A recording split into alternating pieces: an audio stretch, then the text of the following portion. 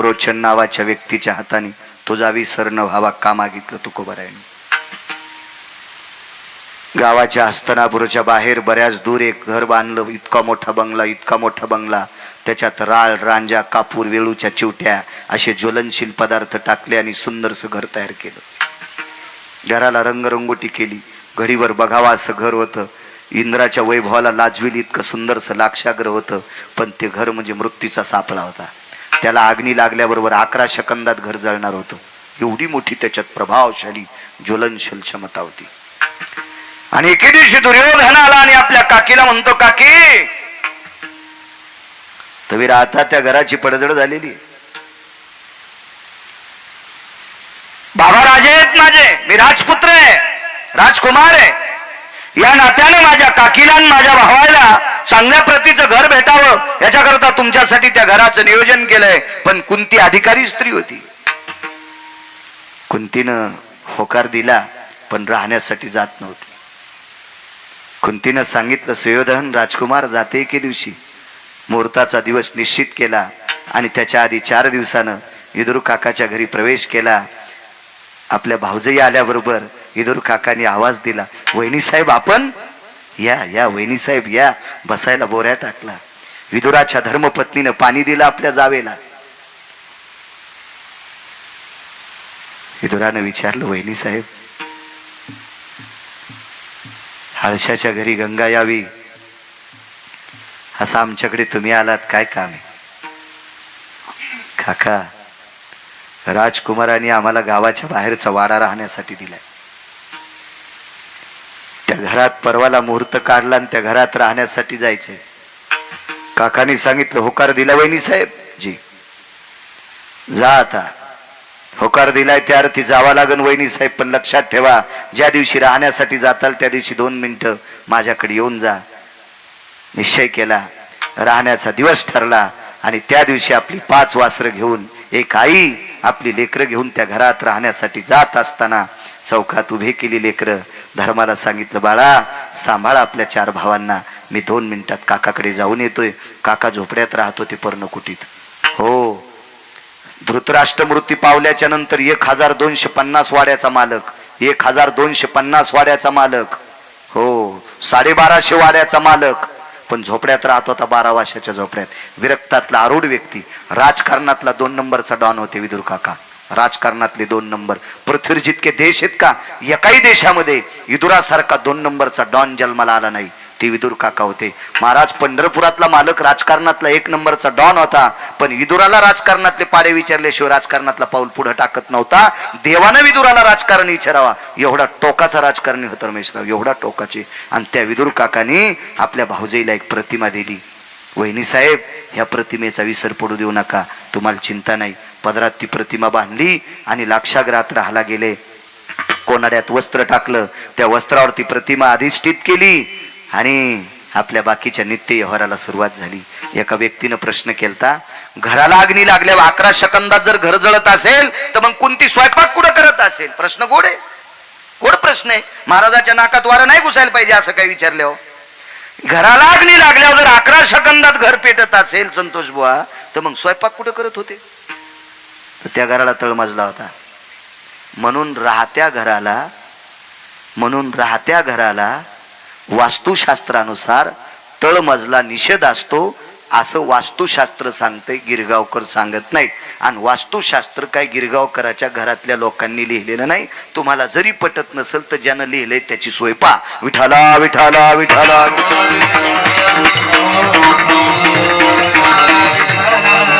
नित्य त्या घरामध्ये भजनाचा वास. पहिला दिवस त्या घरामध्ये देवाचं अधिष्ठान प्राप्त केलं. स्वयंपाक आटपला, देवाला नैवेद्य ठेवला, आपल्या वासरांना जेव घातलं, स्वतः जेवण केलं. पहिली रात्र आहे, लेकरं तिथं झोपलेली आहेत. भिंतीला टेकन देऊन त्या प्रतिमेकडे पाहत होती, तुझा विसर न व्हावा. पहिला दिवस रात्रीचे मध्ये 1-1:30 वाजला. त्यावेळेला खिडकीतून पुरोचन नावाचा व्यक्ती पाहत होता. बाई जागी आहे. पहिला दिवस त्याचा मातीत गेला. दुसऱ्या दिवशी कुंती जागते, तिसऱ्या दिवशी कुंती जागते, चौथ्या दिवशी कुंती जागते, पाचव्या दिवशी कुंती जागते. दुर्योधनानं पुरोचन नावाच्या व्यक्तीला सांगितलं, बेट्या आज सकाळी आमची चुलती, आज संध्याकाळी आमची चुलती आणि माझे 5 भाऊ जर वाडा जळून जर नाही मारलेस तर तुझा संसार जाळून टाकील. त्यानं सांगितलं, मालक मालक मी रोज रात्री मध्यरात्री मशाल घेऊन वाडा पेटवायला जातो, पण बाई झोपतच नाही. बाई झोपत नाही. करत काय होती माहितीये? कोणाड्यात ठेवलेल्या प्रतिमेचं चिंतन करत होती. नित्य त्याच्याकडे पाहत होती. त्याचा विसरच पडू देत नव्हती. 6वा दिवस उजळला. 6व्या दिवशी कशीबशी जागली. 7व्या दिवशी कुंतीच्या लक्षात आलं, आजची रात्र आपण जागू शकत नाहीत, जागू शकत नाही. तुझा अविसर न व्हावा. का मागतात तुकोबर आहे? कशा करता तुकोबर आहे? म्हणले, देवा फक्त तुझा विसर नाही झाला पाहिजे, एवढं देऊन टाक. 7व्या दिवशी सकाळी उठल्या. झोपायचा प्रश्नच नाही. उठली, लेकरं स्नानं आटपली, नित्यकर्म आटपला, देवतार्चन सर्व आटपलं, स्वयंपाकाला लागल्या. कुंतीला 9 दाशा दिलत्या. 9 दाशा होत्या कुंतीच्या ताब्यात. 9. दुःख काय वाटलं? तुळशीला पाणी घालीत असताना कुंतीच्या लक्षात आलं, माझ्या 5 लेकराला आणि मला दुर्योधन जाळतोय, पण आमच्यामुळे ह्या 9 जणी मरू शकतात. 9 जणी मरू शकतात. कुंतीनं काय सांगितलं? आज देवाला नैवेद्य करायचा आहे, मी स्वतः स्वयंपाक करणार. आज तुम्हाला सुट्टी, आज तुम्ही सुट्टी, जा तुम्ही तुमच्या घरी, निघून जा. आणि त्या 9 जणीला काढून दिलं. महाराज कर्मनो गहनो गती, कर्मनो गहनो गती. 5 लेकरं घेऊन एक भिल्ल स्त्री कुंतीच्या वसरीत मुक्कामाला थांबली. 5 अपत्य, तिला सुद्धा 5 लेकरं होती. एक भिल्लाची स्त्री होती, सात्विक सदाचारी स्त्री होती, पुण्यशील स्त्री होती. आपल्या 5 लेकराला घेऊन आश्रया करता गावाच्या बाहेर बांधलेल्या लाक्षागृहाच्या पडवीमध्ये ती मुक्कामाला आहे. हे कुंती आई साहेबांना माहित नाही. त्या पडवीत ती आपली 5 लेकरं घेऊन झोपलेली. 9 दाशा मरू नये याच्याकरता कुंतीनं परत केल्या. पुराण वाचीचा लक्षात येईल, तुमच्या घरी परत केल्या. पण कुंतीला माहित असतं ही बाई आपली 5 लेकरं घेऊन थांबली, तर कुंतीनं पण सांगितलं असतं, बाई इथं मुक्कामाला थांबू नको. राग आला तरी हरकत नाही, पण याच्याकरता बोलली असती, आमच्यामुळे ही जळू शकते.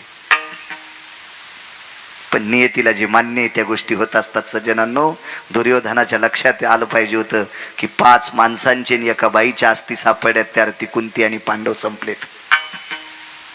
त्याला मग हे 5 लेकरं आणि ही भिल्ल स्त्री कोण असावा, त्याच्यासाठी एका पुराणातला दिलासा घ्या. ते राहू देतो मी. हे ऐकल्याच्या नंतर रिॲक्शन होईल, कारण सगळ्या गोळ्या एकट्या घेत नसतात. विठाला विठाला विठाला विठाला.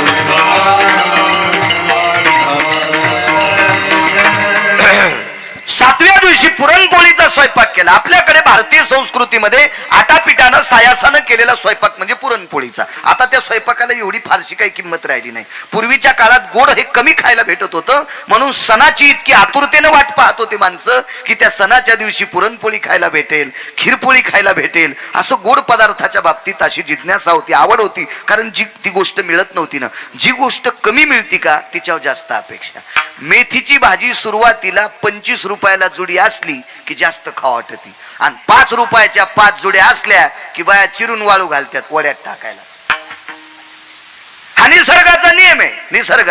वांगे 100 रुपये किलो असले की देठा सगळं चोखून खाते, आणि 5 रुपये किलो असले विषय नाही. कुठलीही गोष्ट, जी गोष्ट कमी मिळती का ती जास्त चित्तात असती. लहानपणी गोड गोष्टीला एवढी किंमत होती, एवढी. अहो, शिरा माणसं इतका इतका ताटावर वाया जाऊ देत नव्हते, इतका इतका, एवढा एवढा. आता मोठाल्याच्या लग्नामध्ये कमरा इतकाले डस्टबिन बुंदीच्या लाडून आणि गुलाबजामुन भरतेत. म्हणजे ती मोठाली माणसं खराब करतेत नाही, त्यांच्या लग्नात जेवायला आलेली नालायक माणसं इतकी मस्ताडून गेली, माझ्या भाषेत सांगू का, इतकी माजून गेली, इतकी माजून गेली. 2056 आपल्यासाठी वाईट येणार आहे. 2056 लिहून घ्या.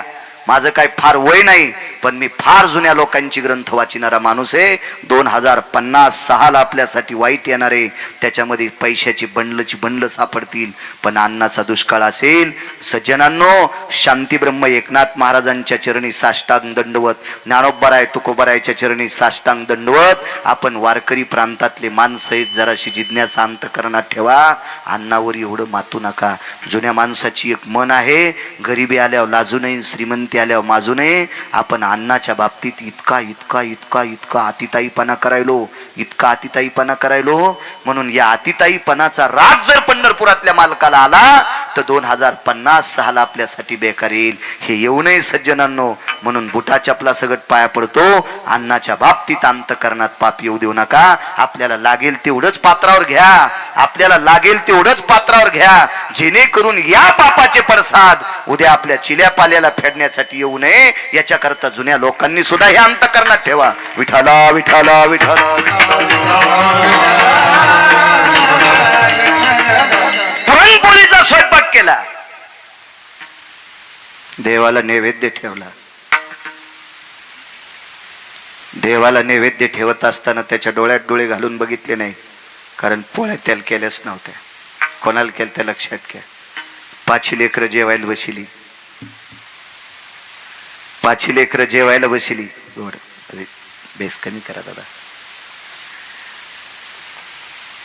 तुपाच्या वाट्या भरून ठेवल्या तिघायला, धर्म, भीम आणि अर्जुन. इको पण कमी. आणि दोघांना पुरणपोळ्या तुपात चुरून दिल्या, चुरून चुरून चुरून दिल्या. कोणाला माहिती आहे? नकुल आणि सहदेवाला. कारण हे 3 कुंतीचे होते आणि 2 माद्रीचे होते. माद्री जात राहिली होती.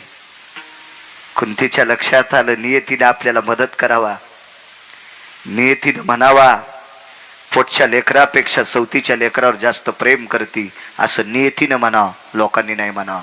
इतकी जिज्ञासा कुंतीच्या अंतःकरणात होती. 5 मुलांना गावरान तुपाचं भोजन दिलंय, पुरणपोळीचं. नकुलानं विचारलं, आई आज काही सण आहे? आज काही पर्व काळ आहे? भगवंताचा जन्मदिवस आहे? एखाद्या संतांचा जन्मदिवस आहे? नाही बाळा. मग का पुरणपोळ्या केल्यास ग? बाळा, आपल्या घरात मांडलेल्या कोनाड्यामध्ये एक प्रतिमा आहे. ती जगदानंद कंद जगतपती द्वारकाधीश कृष्ण परमात्म्याची प्रतिमा आहे. त्याला नैवेद्य केलाय. नैवेद्य त्याला केलाच नव्हता. सांगू तुम्हाला,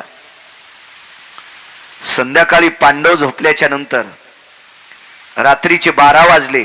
आता मात्र डोळे झाकायला सुरुवात झाली, कारण 6 रात्र जागली होती. मुठीसारखे डोळे झाले, पापण्या माग सरकलेल्या होत्या, डोळ्याच्या खोबणीतून बुबळ बाहेर आलेली होती.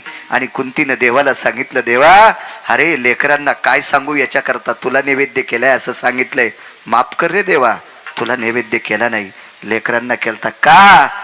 कारण आजची रात्र काळाची आहे, आणि या रात्रीतून जर नाही वाचले देवा, तर या लेकरांना गोड खाऊ घालण्याची संधी याच्यानंतर पुन्हा कधी येणार नाही.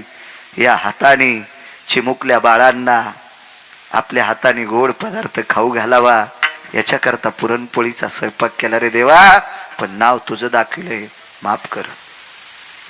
रात्रीचा 1 वाजलेला आहे. पुरोचन नावाचा व्यक्ती खिडकीपासून मशाल घेऊन गेला. कोणती आईसाहेब जागा येतात. आईसाहेबाच्या लक्षात आलं, अर्ध्या पाऊण तासात 1-1.25 तासामध्ये आता आपल्याला झोप लागणार, आणि पुरोचन नावाचा व्यक्ती महालाला अग्नी लावणार. रात्रीच्या 1 वाजता उठली, कोनाड्यात ठेवलेल्या प्रतिमेपाशी गेली. देवा, आतापर्यंत तुला अंतःकरणात ठेवलंय, तुझा विसर पडू दिला नाही. आता शक्य नाही रे देवा, आता शक्य नाही. देवा, मला नेलंच तर ने रे, त्याबद्दल दुमत नाही. माझी वासर वाचव रे देवा, या वंशाचे दीपक आहेत रे, माझ्या वासरांना वाचव रे देवा, वाचव माझ्या वासरांना. देवापाशी आपली व्यथा सांगितली. लेकरांच्या उशाला भिंतीला टेकन देऊन बसली. मनात काय आलं देव जाणे. 5 पैकी दोघांची चेहरे उघडली. धर्म भीम अर्जुनाचे चेहरे झाकलेली आहेत. नकुलाचा आणि सहदेवाचा चेहरा उघडा केला आणि पुन्हा एकदा त्या प्रतिभेपाशी आली. देवा, मला आणि 5 लेकराला वाचवायला जर तुला जड जात असेल ना, मला आणि माझ्या 5 लेकराला वाचवायला तुला जड जात असेल ना देवा, तर याच्यातून सूट देते, मला मार. धर्म भीम अर्जुन मार, पाय धरते रे तुझे देवा, तुझ्या पायावर विनंती करते रे. नकुलाला आणि सहदेवाला मात्र मारू नकोस, दोघायला वाचव.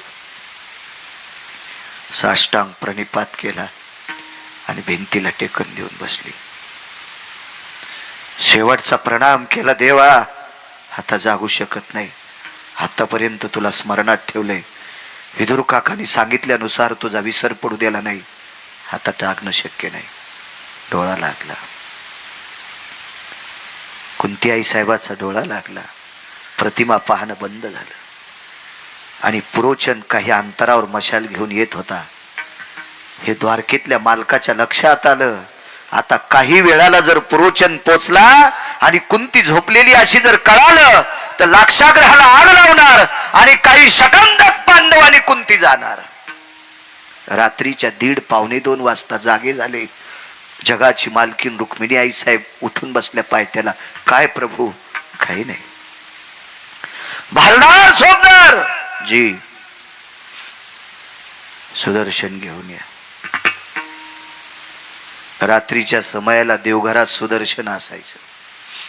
ते सुदर्शन प्रभूच्या हातात दिलं आणि जगाच्या मालकानं ते सुदर्शन बोटाला अडकिलं आणि त्या सुदर्शनाला सांगितलं, अरे जिनं 7 रात्र जागून मला अंतःकरणात ठेवले, मुठीसारखे डोळे झालेत रे, तिला आणि तिच्या वासरांना मारण्याचा प्रयत्न पुरोचन नावाचा व्यक्ती हस्तिनापूरच्या नालायक राजाच्या मुलाच्या सांगण्यानुसार करतो, गांधार देशाच्या हलकट राजाच्या सांगण्यानुसार करतो, जयद्रथासारखा मूर्ख व्यक्ती त्याच्या सांगण्यानुसार करतोय, दुःशासनासारख्या दुर्जयी माणसाच्या म्हणण्यानुसार करतोय. पण लक्षात ठेव रे सुदर्शना, वाचो. चक्रा मार के धरनी फोडी, लाखा जोर में पांडव बैठे, गुप्त आग लगाई, बिगरी किने बजाई, नाथ मोरे बिगरी किने बजाई. ते सुदर्शन सोडलं, ज्या ठिकाणी कुंती आणि पांडव आहे त्या ठिकाणी भुयार पडलं. नर्मदेच्या तीरावर पांडव आणि कुंती घेऊन गेले आणि लाक्षागृह जळालं. सकाळी दुर्योधनाच्या लक्षात आलं, आपली काकी आणि आपले 5 भाऊ वारले, पण आस्ती कुठे येता? एका बाईच्या बांगड्या सापडल्या भाऊ, त्या भिल्ल स्त्रीच्या बांगड्या होत्या आणि 5 अपत्यांच्या अस्थी सापडल्या. लक्षात घेतल्या बांगड्या कुंतीच्या असावा आणि या 5 मुलांच्या अस्थी सापडल्या या पांडवांच्या असावा. बुजदिल दुर्योधनानं, नालायक दुर्योधनानं, निर्बुद्ध विचाराच्या दुर्योधनानं आपली चुलती आणि आपण भाऊ मृत्यू पावल्याच्या नंतर दिवाळी साजरी केली. या भारत देशातल्या 14 नालायकापैकी एक दुर्योधन नालायक होता. रक्ताच्या नात्यातली संपल्याच्या नंतर दिवाळी साजरी करतो इतका नालायक दुर्योधन होता. पण महाराज, ती पांडव नव्हते, एका साध्या स्त्रीचे लेकर होते, एका गरीब स्त्रीच्या अस्थी होत्या, तिच्या बांगड्या होत्या, तिच्या बांगड्या होत्या. चला तिकडे पोचले. या मुद्द्यावर अभंगावर माझे तुकोबार आहे म्हणतात. देवा, अरे ज्याला संध्याकाळचा ठिकाणा नाही तो रातच्या झोप मोडून उठत नाही. रातच्या झोप मोडून मला फीस कमी करायची होती, शिकायला होतो मी, 7वी पर्यंतच शिकलो. आताची माई परिस्थिती इचकू नका, मी मागची सांगतोय मागची. तर एका त्या फॉर्मवर सरपंचाचा शिक्का आणि सही लागते ते फीस माफ करण्यासाठी. त्याला कोणता फॉर्म म्हणते सांगता येईल का? ABC form. वा वा, त्या फॉर्मवर सही घ्यायची. मग सकाळी सरपंचाच्या घरी गेलो तर 9 वाजलेले होते. 9 वाजता गेल्यावर सरपंचाची बायको लेंड्या झाडू लागली. 5-6 शेपुड्या होत्या लिंबाखाली बांधलेल्या आणि लेंड्या झाडू लागली. तर मी म्हणलं, बाई दादाला बोलायचं. इतक्या सकाळी थुत्र घेऊन चालतात, 9ला सकाळ असती होय. झोपू गिपू देतात का नाही? काय गुत्त घेतलं गाव ते ना. आणि हिच्या नवऱ्याला एकच बोट, रात्री एक हार पिलता, दारापुढे एकच दिसू लागला. तर त्याची बायको इतकी आयटीत आलेली, 11 वाजता ये. 11 वाजता गेलो तर ते घरी नाही, ते घरी नाही, ते घरी नाही. संध्याकाळी गेलो, संध्याकाळी तर ते त्याचा दरुजा पुढून होतं, मागून भीती